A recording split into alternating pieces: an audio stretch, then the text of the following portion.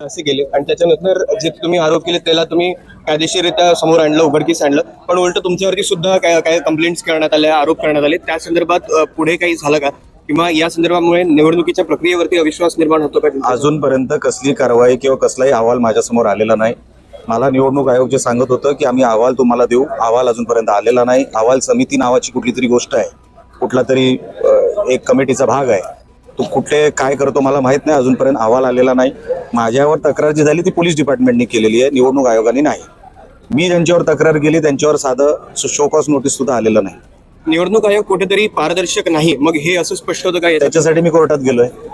तुम्हाला वाटतं का पण ते पारदर्शक? आता कोर्टात बघा, मला तर असं वाटतं की त्यांनी करावं.